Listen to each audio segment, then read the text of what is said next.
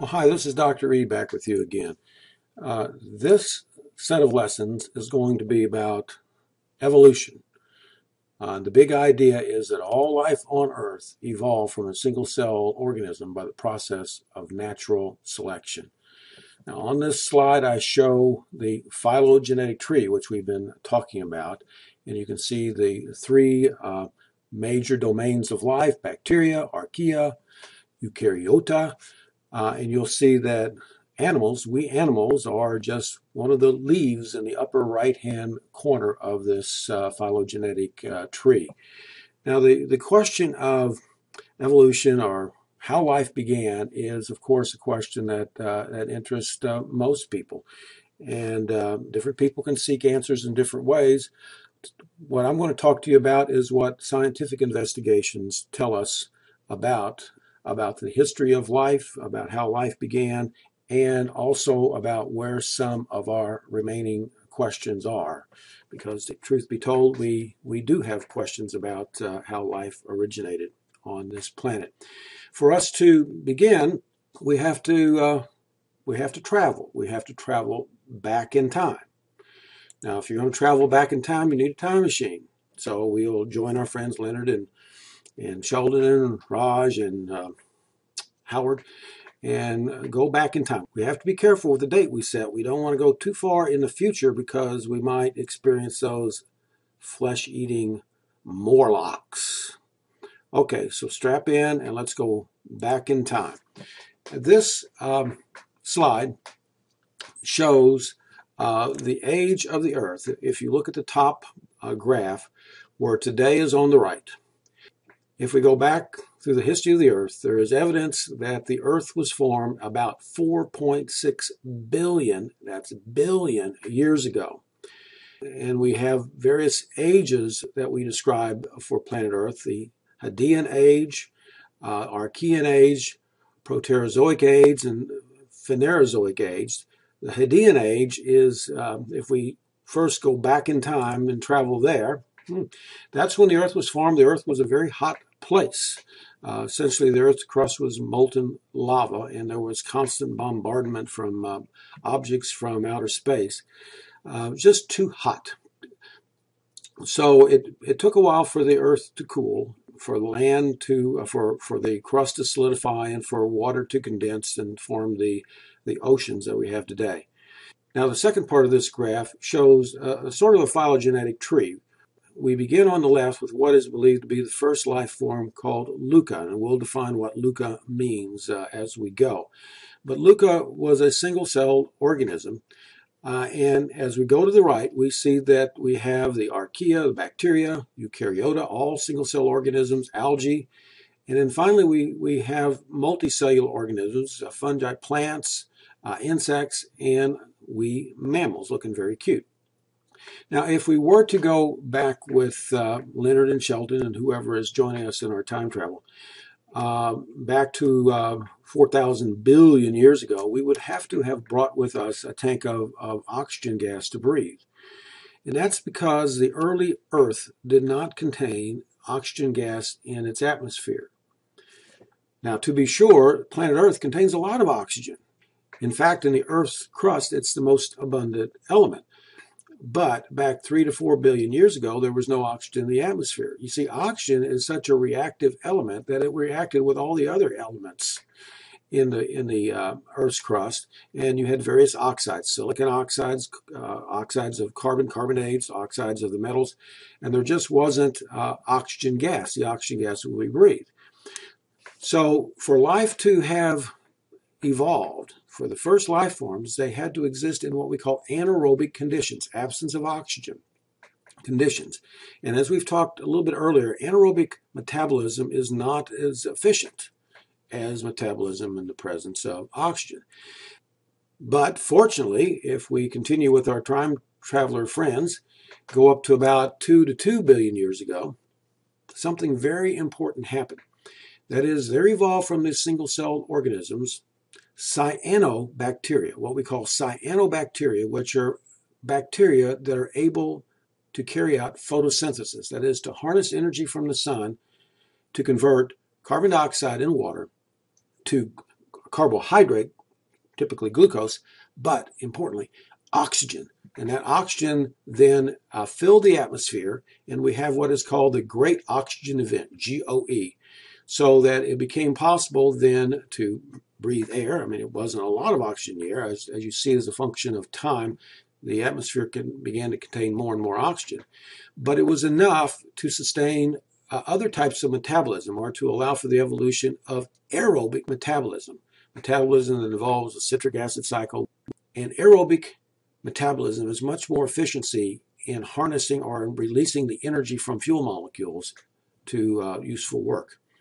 So we had the Great Oxygen Event, and that led to the evolution of algae and fungi and plants, and finally we mammals. And today, if we continue with our time travelers back to the present, the amount of oxygen in the air is about 20% of the atmosphere is now oxygen, or about 0.2 atmospheres. Nice amount to sustain life. Now, this slide is another slide of the history of planet Earth, and it shows much of the same information, but gives you a list of various events. On the right is something that looks like a dial on a watch. And we can see at this point, if we begin with the origin of the solar system and the origin of planet Earth about 4.6 billion years ago, and go clockwise, we see that the moon formed fairly early. After the Earth was formed, the oceans formed about 4.3 billion years ago. The oldest rocks about 4.3 billion years ago. You might recall earlier in a lecture on geosciences, we talked about zircon crystals and how we've dated those to, I think the oldest is 4.375 billion years ago. First life is thought to have appeared about 3.5 to 3.8 billion years ago. Now, that seems to me to be a fairly early appearance of life on our planet. Only after, roughly a billion years, life was formed. Then that life was single cellular prokaryotic cells.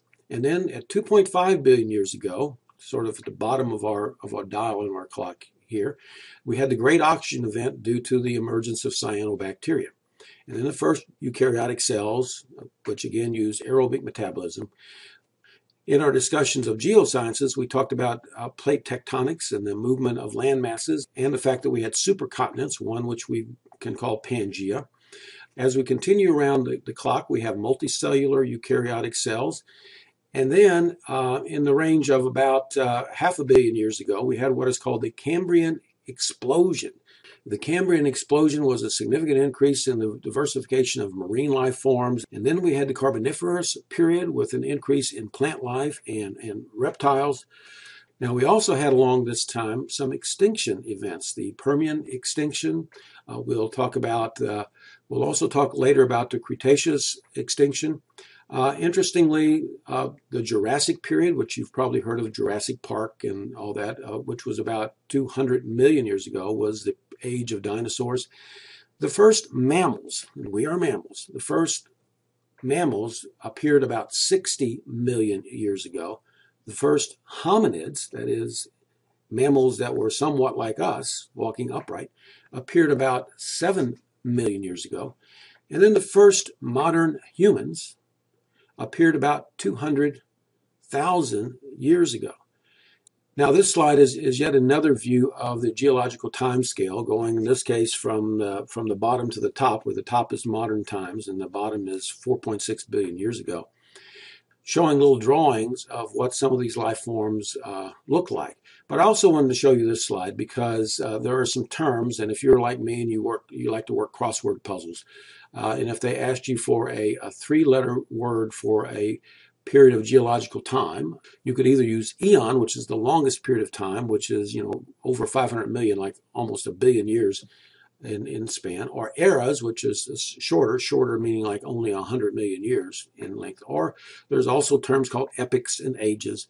These are used to describe the various geological times. And so you might have the Jurassic period, the Permian period, etc., or the Paleozoic era. The most recent eon, or the longest period of time, is called the Phanerozoic era, and it comprises periods of Cenozoic, Mesozoic, Paleozoic, a lot of terms, a lot of complicated names, but just in case somebody asks you, you never know. Somebody will say, what time is it? You can say, well, we are in the Phanerozoic eon, the Cenozoic era, and the Holocene epoch.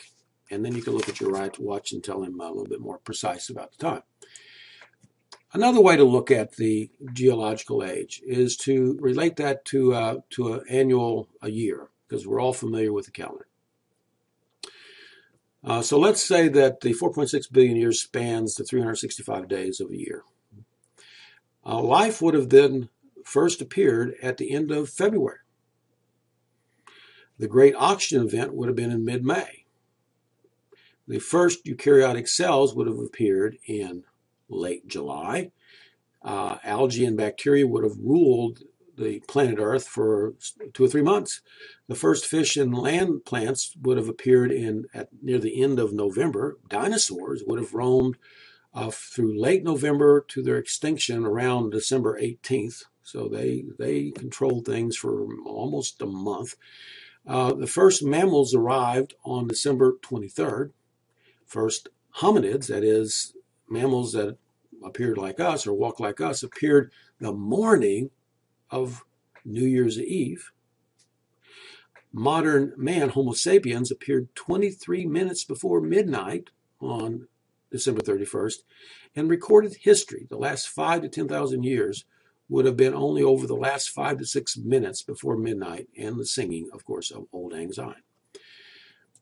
Okay, now we're going to pause, take a little quiz, and we'll come back for our next lesson, in which we'll talk a little bit more about the various scientific methods that are used to study the age of the Earth in geological time.